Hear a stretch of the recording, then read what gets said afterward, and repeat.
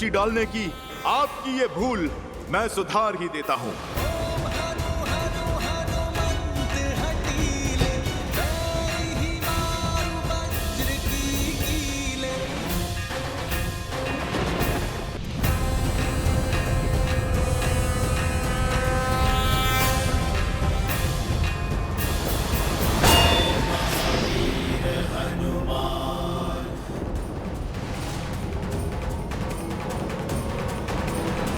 यमदेव, मेरे समक्ष प्रस्तुत हो तुरंत। ये मेरा ब्रह्मा का आदेश है।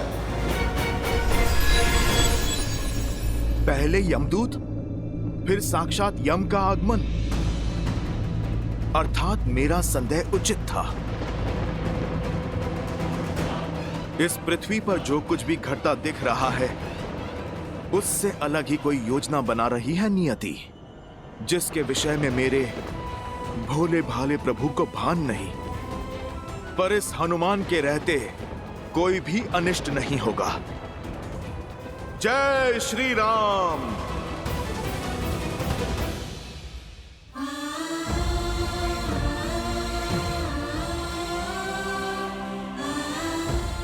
तो ये है वो राम के पुत्र जो धर्म की स्थापना करने के लिए मेरा सामना करने आए थे। देखो असुर वीरों, राम के इन वंशजों को कुंभकर्ण के पुत्र के समक्ष घुटने टेक दिए। इन्होंने माटी में सिमट गए हैं। लव, कुश, युद्ध भूमि में महत्वपूर्ण ये नहीं है कि कौन गिरा, महत्वपूर्ण ये है कि गिरकर फिर से कौन उठ पाया। तुम उन श्री राम के रक्त हो जिन्होंने 14 वर्ष वनवास के दुख भोग कर भी बिना किसी सैया के दशानन का सामना किया, जिन्होंने बिना कवच के हर प्रहार सहा। तुम टूट नहीं सकते, अधर्म के समक्ष झुक नहीं सकते पुत्र, क्योंकि यदि तुम टूटे तो श्री राम का राम राज्य का सपना टूटेगा।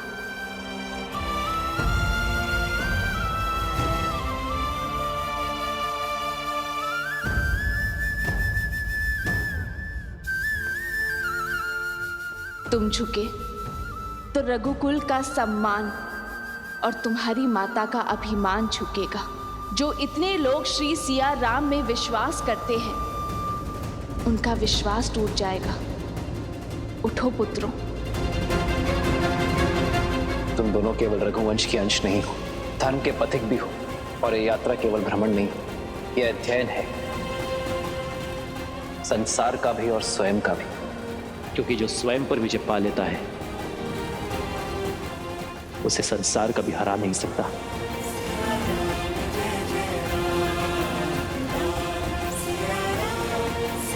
माता, माता,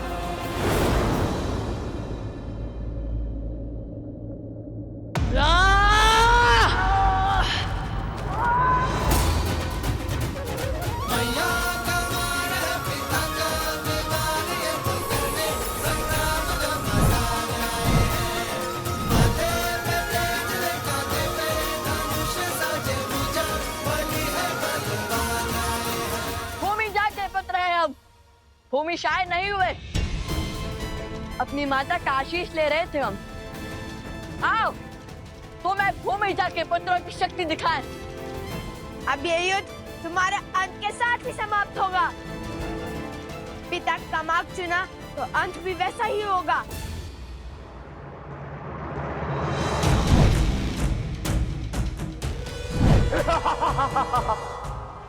जय श्री राम, जय श्री राम।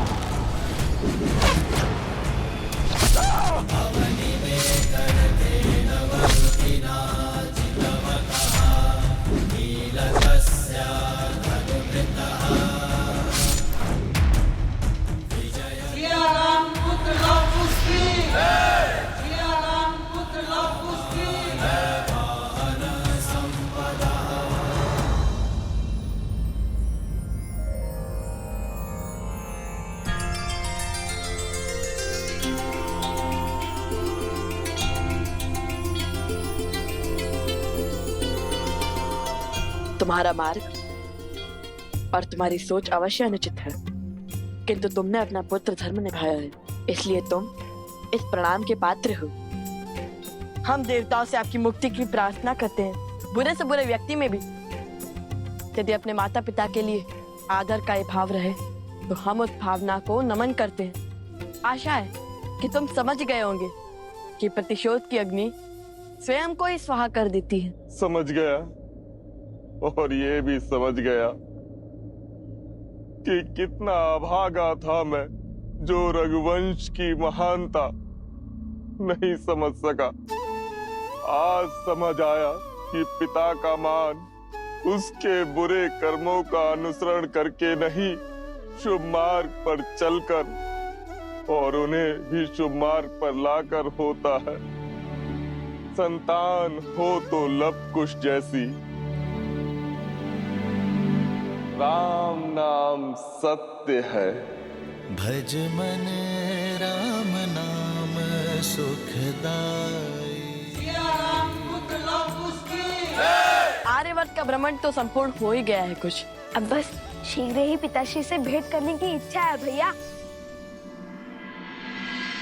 हनुमान से लड़कर कोई लाभ नहीं, इससे केवल समय ही व्यर्थ होगा। तो मार्ग क्या है परमपिता? महादेव अब केवल वही हैं जो हम सबको मार्ग दिखा सकते हैं। ब्रह्मदेव, हम गए थे महादेव के पास, किंतु उन्होंने सारी बात श्रीराम पर डाल दी। अब श्रीराम तो आपके प्रिय हनुमान जी की सौगंध से बंधे हैं। इसीलिए हमें अब महादेव के पास ही जाना होगा।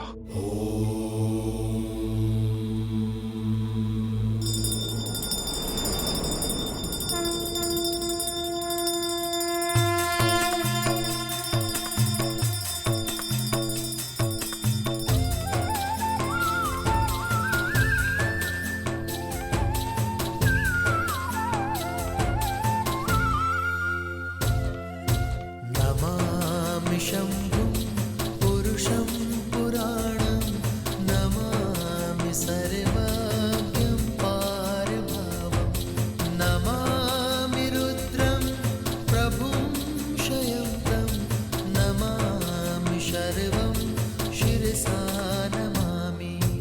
नमामि शंभुं पुरुषं पुराणं नमामि सर्वज्ञं पारभावं।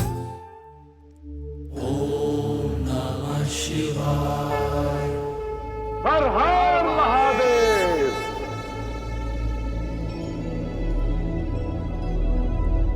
महादेव, अपने नाम को साकार करने का समय आ गया है प्रभु। हमारी विपदा को केवल आप ही हर सकते हैं। एक युग का परिवर्तन होने को है और हनुमान बाधा बनकर खड़े हैं। श्री राम की लीला के समाप्त होने का समय हो गया है, किंतु ऐसा हो नहीं रहा, क्योंकि हनुमान ऐसा होने नहीं दे रहे और वहां देवी लक्ष्मी प्रतीक्षा कर रही है नारायण और हनुमान के इस हट के अंत होने का। और हनुमान जी वो है कि अपनी हट से हटने को तैयार ही नहीं है। वो आप ही के अंश हैं। कृपा कर कोई मार्ग दिखाइए प्रभु, कोई मार्ग दिखाइए।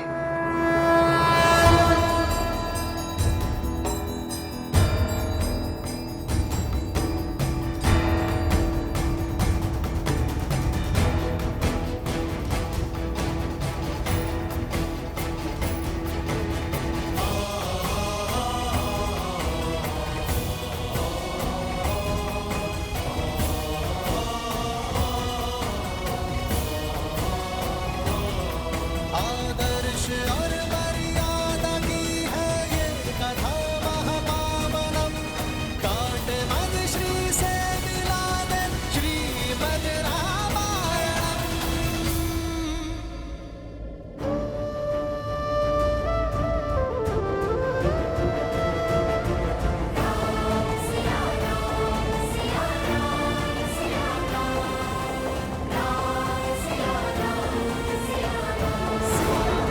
सीते,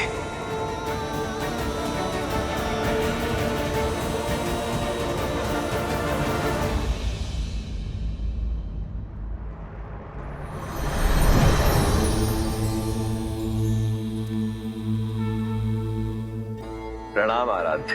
प्रणाम महादेव।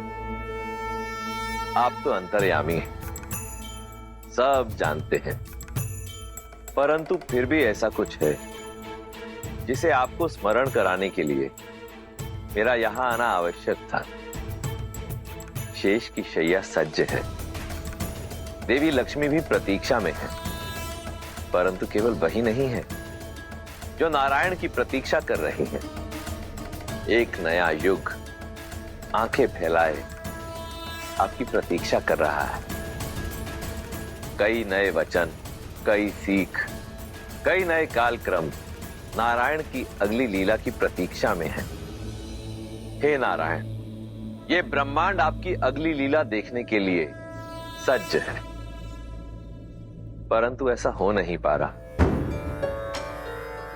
मैं जानता हूं आप स्वयं हनुमान की प्रतिज्ञा से बद्ध हैं, परंतु कोई ना कोई मार्ग तो ढूंढना ही होगा ना, जिससे हनुमान की प्रतिज्ञा भी ना टूटे और सृष्टि का चक्र भी ना रुके। ये तो सर्वविदित है कि बल, छल, बुद्धि, युक्ति और ज्ञान विज्ञान से हनुमान को हरा पाना असंभव है। हनुमान यदि हारेंगे तो अपने श्री राम से। मैं आपका संकेत समझ रहा हूं आराध्य। एक नई कहानी, एक नया युग, एक नया अवतार लेने का समय आ गया है। किंतु समस्या ये है कि इस बार बाधा कोई असुर या आसुरी शक्ति नहीं, बाधा एक भक्त है। बाधा कोई छल या पाप नहीं, एक भक्त का असीम प्रेम है। महादेव, इस संसार में युगों युगों तक जब भी एक सच्चे भक्त का नाम लिया जाएगा, तब सर्वप्रथम हनुमान का नाम लिया जाएगा। जिस जिसके मन में मेरा नाम बसेगा, मेरा हनुमान उसकी रक्षा करने के लिए सच होगा। और जब जब राम का नाम लिया जाएगा, हनुमान का नाम स्वयं उसके साथ जुड़ जाएगा। राम नाम की 108 माला पूर्ण करने का पुण्य एक भक्त को केवल हनुमान का नाम लेके ही मिल जाएगा। किंतु समय आ गया है महादेव कि एक भक्त ये जाने कि भक्ति शरीर की नहीं, भाव की होती है। शरीर के मोह और बंधन से मुक्त होकर ही भक्ति का वास्तविक सोपान चढ़ा जाता है, और वही उसका उचित मार्ग है। आप निश्चिंत हो जाइए महादेव, हनुमान की बाधा शीघ्र ही दूर हो जाएगी।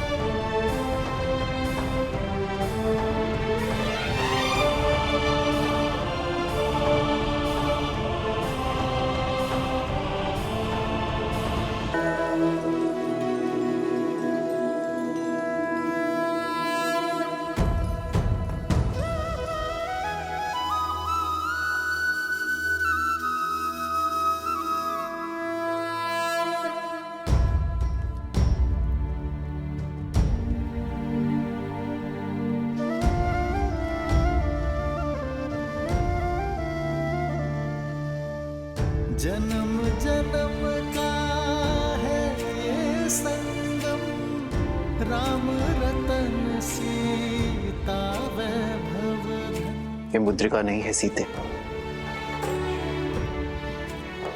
हमारे प्रेम, हमारे वियोग, हमारे मिलन और हमारे संबंध की स्मृति, और आज मुझे इसे स्वयं से पृथक करना होगा। क्षमा करना सीते, ये आवश्यक है ताकि मैं अपने हनुमान को परम सत्य के ज्ञान की यात्रा पर भेज सकूं। और हनुमान का मुझसे पृथक होना, ये तो स्वयं महादेव की आज्ञा है।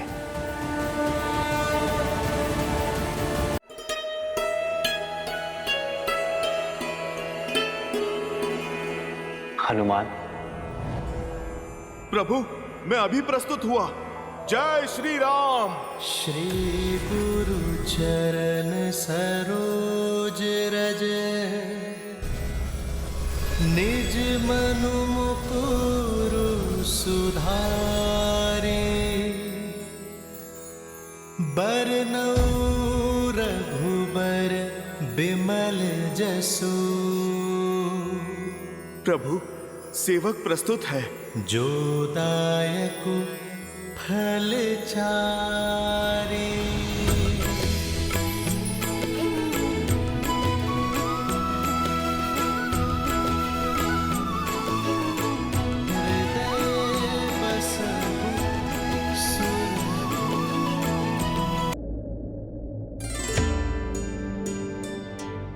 यज्ञ का अश्व लव और कुश ने पा लिया है।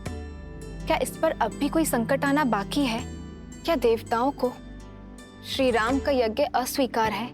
उद्देश्य की पूर्ति हेतु बाधाएं तो मार्ग में आती ही हैं। रही बात देवताओं की, तो यज्ञ के विधि विधान, सभी नियम स्वयं पुरातन ऋषियों ने ही निर्धारित किए थे, जिन्हें देवताओं को भी मानना पड़ता है, क्योंकि ये विधि विधान ही तो है जो मानव समाज का आधार है। अर्थात श्री राम के जीवन की पीड़ाएं अभी तक समाप्त नहीं हुई। नहीं प्रिय गणेश, ऐसा नहीं कहते, क्योंकि मेरे आराध्य नारायण ने तो अवतार ही संसार की पीड़ा भोगने के लिए लिया है। मैंने तो केवल एक बार समुद्र मंथन में विषपान किया था, परंतु मेरे आराध्य तो प्रत्येक अवतार में भिन्न भिन्न प्रकार के विष का पान करते हैं। परंतु जैसे मैंने विष के प्रभाव को अपने शरीर में व्याप्त नहीं होने दिया, वैसे ही मेरे आराध्य ने भी विष के प्रभाव को अपने तपोबल, अपने सिद्धांतों को विचलित नहीं करने दिया। केवल एक भिन्नता है महादेव, आपके कंठ में विष रोकने के लिए मैंने अपनी शक्ति का प्रयोग किया था, किंतु यहाँ राघव और सीता के पास तो साग का भी सुख नहीं है।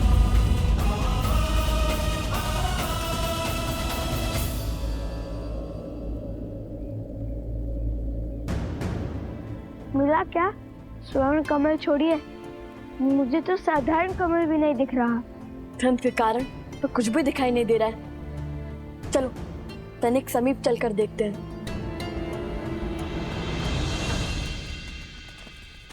देखो पदचिन्ह।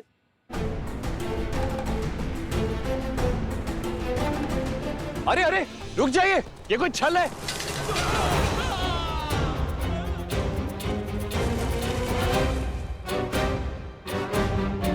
हमें अपने सैनिकों को बचाना होगा।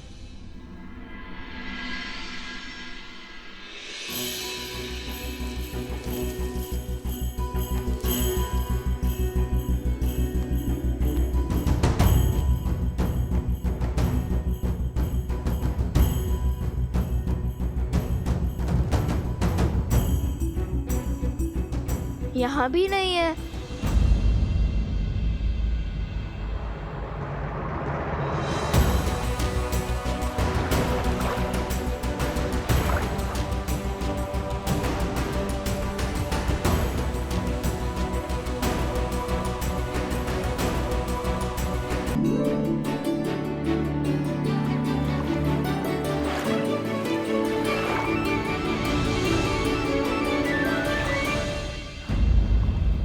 हाँ, कमल तो है, किंतु स्वर्ण कमल नहीं। आज सोम हमारे साथ नहीं है, तब भी दुर्भाग्य हमारा पीछा ही नहीं छोड़ रहा। हाँ,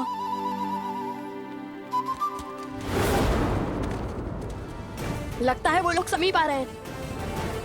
ना जाने कहाँ होगा ये स्वर्ण कमल। सावधानी से आगे बढ़ो, अवश्य आगे भी कोई छल हो सकता है।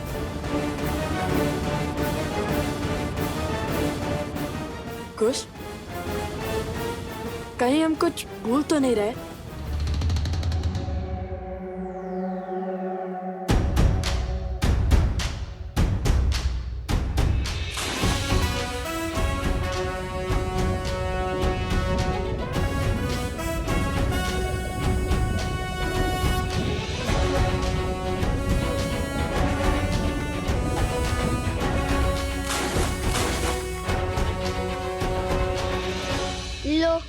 अब तो स्नान भी कर लिया, अब तो मिले स्वर्ण कमल।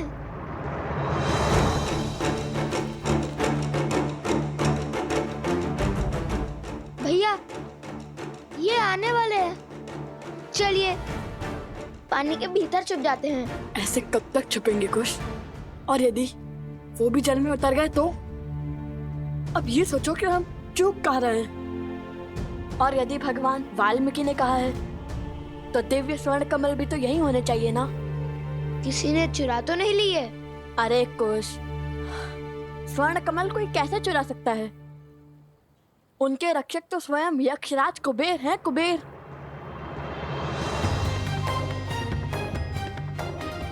तो यहाँ चूक हुई है हमसे।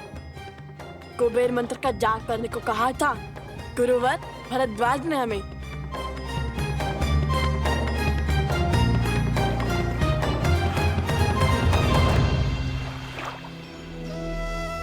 ओम श्रीं ह्रीं क्लीं श्रीं क्लीं विद्येश्वराय नमः।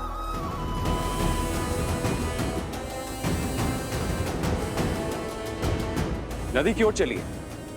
अवश्य ही वो अपनी प्यास तृप्त करने नदी की ओर भागे होंगे।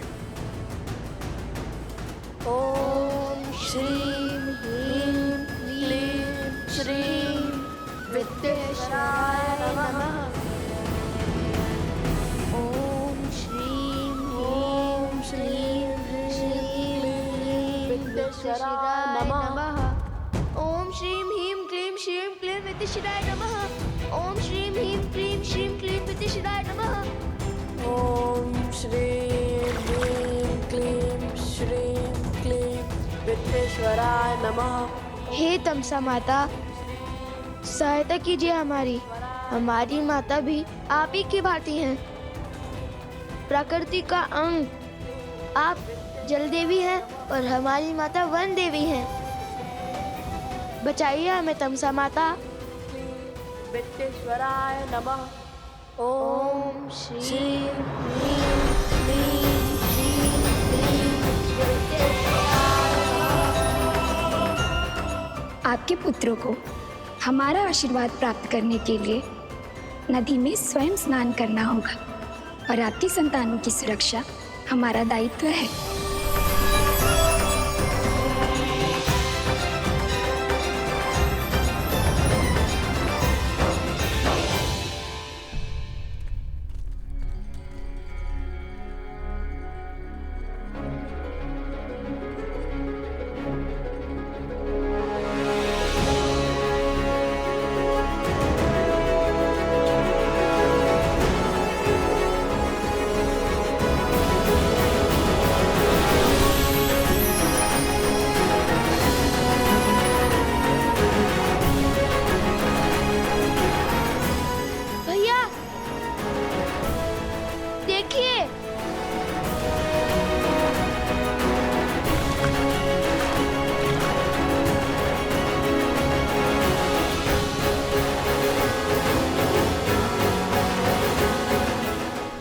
ये तो कुबेर की नगरी अलोकापुरी का द्वार है।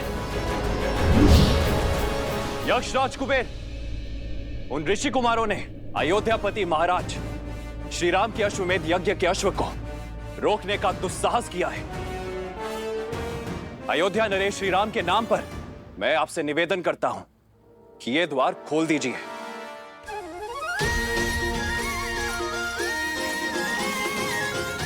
ये तो अवश्य ही यक्षराज कुबेर की नगरी आलोकपुरी लगती है।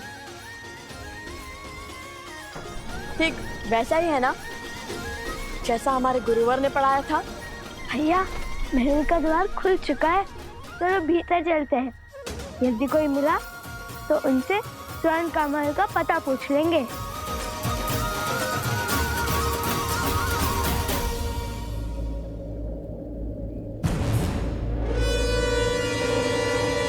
सत्य कहते हैं भैया, भय बिन होए ना प्रीत।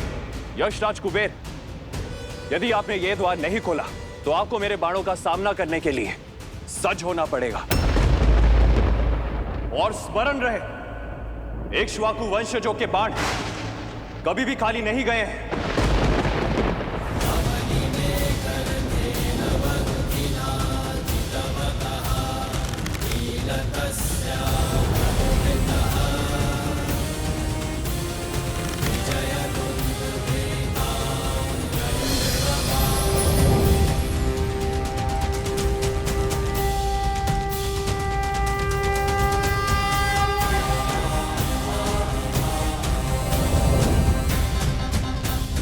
प्रणाम राजानुज शत्रुघ्न। प्रणाम। लेकिन मैं आपका अभिनंदन लेने नहीं, अश्वमेध यज्ञ के अश्व के चोरों को लेने आया हूं। उन ऋषि कुमारों को मुझे सौंप दीजिए कुबेर, जिन्होंने अभी आपके नगर में प्रवेश किया है। क्षमा करें, किंतु उनके साथ मैं विश्वासघात कैसे करूं? आप तो जानते हैं ना वो कौन है। अब वो कोई साधारण बालक नहीं है, वो अनमोल रत्न है, केवल मेरे लिए नहीं अपितु समस्त संसार के लिए। सब जानता हूं मैं, जानता हूं कि उन्होंने अश्वमेध यज्ञ के अश्व को चुराकर कहीं तो छुपाया है। उस अश्व को खोजकर ये यज्ञ को पूर्ण करवाना कर्तव्य है मेरा। आप मुझे भीतर जाने दीजिए। आप तो बली है, कृपया मेरा निवेदन स्वीकार करें, हट ना कीजिए। आप शायद भूल रहे हैं यशराज कुबेर, जिसके अश्वमेध के मार्ग में आप बाधा डाल रहे हैं वो वही श्री राम है, जिनके अनेक उपकार हैं आप पर। उन्हीं के कारण संसार रावण जैसे महाराक्षस के प्रकोप से बचा, और आप भी। उन्हीं के कारण आपको आपका पुष्पक विमान पुनः प्राप्त हुआ। उस उपकार का, उस ऋण का ये मूल्य चुकाएंगे आप? अश्वमेध यज्ञ के अश्व के चोरों को बचाकर? ये श्री राम का अपमान भी है, और उनका विद्रोह भी, और आपकी कृतज्ञता भी। सब स्मरण है मुझे, कृपया आप मेरी दुविधा समझने का प्रयास तो कीजिए। मैं धर्म संकट में फंस गया हूं, मैं उन बालकों को आपको लौटा नहीं सकता। वे कोई साधारण बालक नहीं है, वो किसी वनदेवी या किसी ऋषि के पुत्र नहीं है। हो सकता है, किंतु धर्म संकट मेरे समक्ष भी है यशराज कुबेर। अनुजराज, धर्म संकट के कारण तो व्यक्ति को अपना धर्म स्पष्ट रूप से दिखाई देता है। यदि इस परिस्थिति में आप आलोकपुरी में प्रवेश करेंगे तो अश्वमेध यज्ञ के नियमानुसार जैसे ही आप भीतर आएंगे तो यह माना जाएगा कि आप आलोकपुरी पर आक्रमण कर रहे हैं। कृपा करें, मेरी विडंबना समझने का प्रयास करें।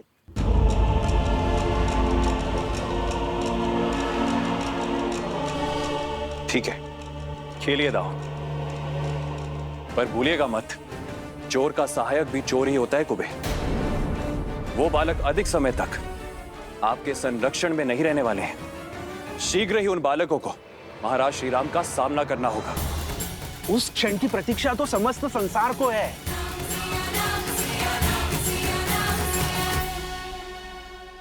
सहस्त्र मुख की माया यही जाने कैसे कैसे दांव खेलता है ये।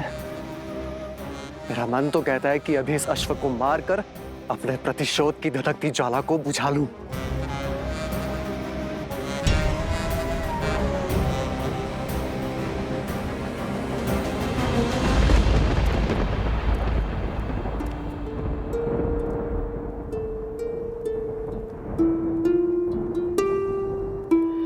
राम सिया राम सिया राम सिया राम, राम सिया राम सिया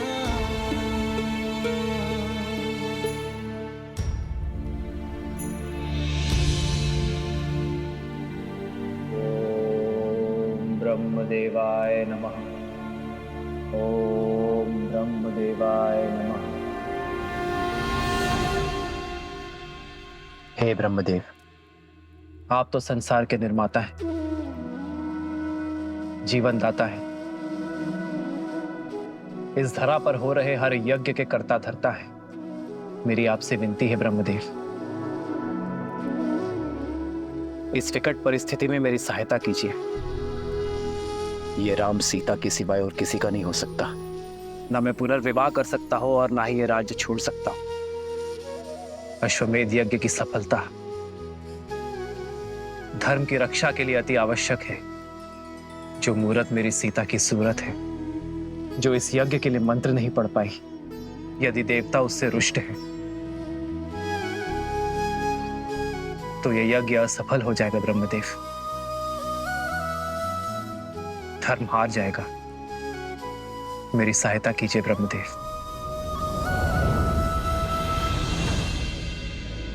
ओम ब्रह्मदेवाय नमः। ओम ब्रह्मदेवाय नमः। ओम ब्रह्मदेवाय नमः। ओम ब्रह्मदेवाय नमः। ओम ब्रह्मदेवाय नमः। ओम ब्रह्मदेवाय नमः। महादेव। प्रणाम महादेव। प्रणाम देवी पार्वती। प्रणाम ब्रह्मदेव। समस्या विकट है, किंतु आपके अतिरिक्त किसी और के पास इस समस्या का कोई समाधान नहीं। ब्रह्मदेव, सृजन, जीवन और मृत्यु तीनों ही परस्पर जुड़े हुए हैं। जैसे ही सृजन का विचार आकार लेना आरंभ करता है, जीवन आरंभ हो जाता है। जैसे जैसे जीवन विकसित होता जाता है, मृत्यु का समय निकट आ जाता है और मृत्यु के आते ही एक नए सृजन का शंखनाद हो जाता है। परंतु अभी द्वापर और कलियुग आने में समय शेष है। ऐसे में यदि रामावतार ने इस युग में अपने कर्म पूरे नहीं किए तो द्वापर में राक्षसों और असुरों की शक्ति का प्रभाव बहुत अधिक बढ़ जाएगा। और यदि ऐसा हुआ ब्रह्मदेव, तो द्वापर युग का स्वरूप कलियुग जैसा होगा और स्वयं कलियुग का स्वरूप तो नरक से भी अधिक दुर्दांत और भीषण सिद्ध होगा।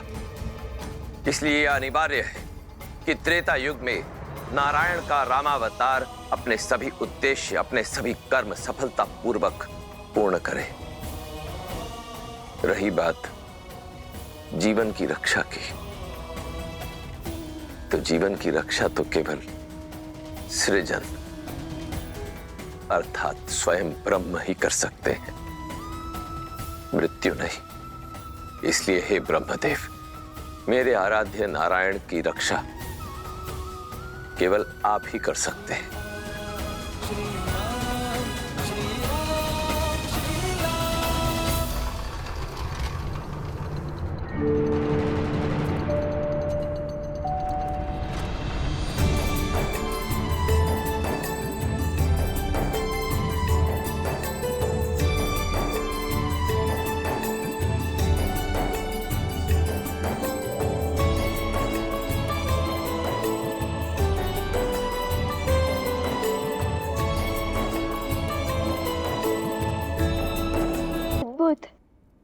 ये महल तो पूरा स्वर्ण से बना है।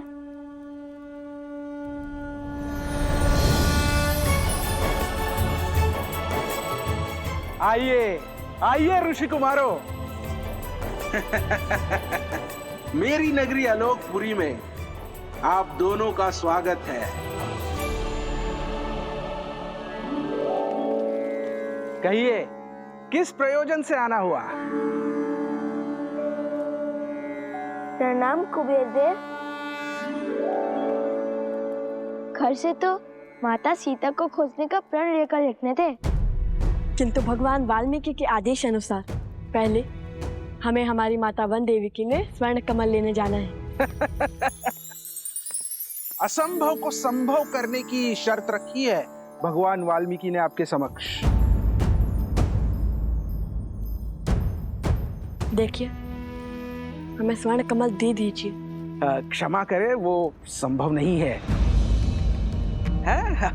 मेरी बात मानिए कुमारों, आप आश्रम लौट जाइए और अपना जीवन तपस्या में लगाइए। कदाचित उचित समय आने पर आपको वो स्वर्ण कमल मिल जाएगा। सुनिए, त्रिकालदर्शी है भगवान वाल्मीकि। यदि उन्होंने हमें स्वर्ण कमल लाने के लिए कहा है तो वो हमारे माता सीता तक पहुंचने का मार्ग बनेंगे तथा बल से छीन लेंगे।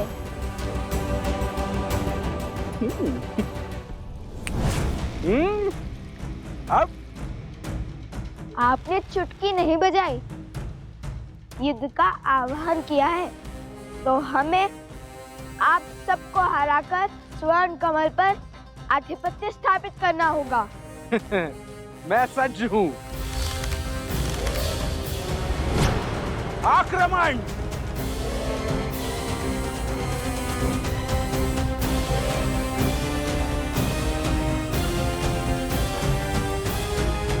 कमल आपको दे भी दिया तो उसे कोई देख नहीं पाएगा।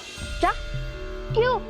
वो ऐसे कि इस ब्रह्मांड में अनगिनत दिव्य वस्तुएं होती है, क्या वो सभी हमें दिखाई देती है?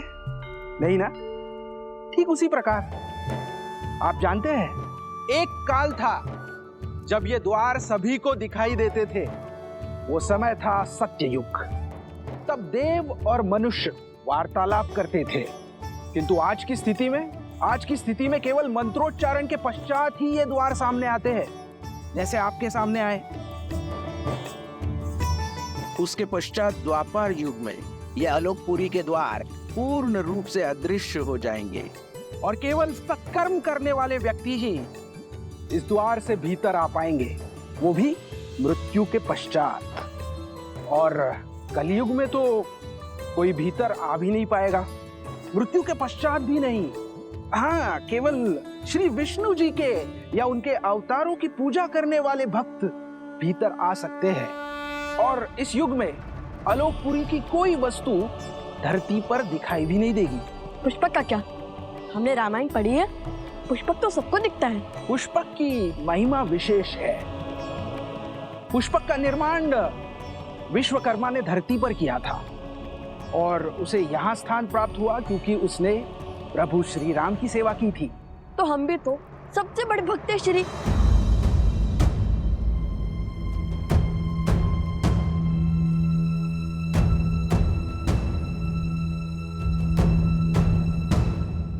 देखिए, हमें स्वर्ण कमल दे दीजिए। हमारे भगवान वाल्मीकि के आदेश का उल्लंघन नहीं कर सकते। क्षमा करें, वो संभव नहीं है। मेरी बात मानिए कुमारों, आप आश्रम लौट जाइए और अपना जीवन तपस्या में लगाइए। कदाचित उचित समय आने पर आपको वो स्वर्ण कमल मिल जाएगा। सुनिए, विनती कर रहे हैं, दे दीजिए स्वर्ण कमल, अन्यथा बल से छीन लेंगे।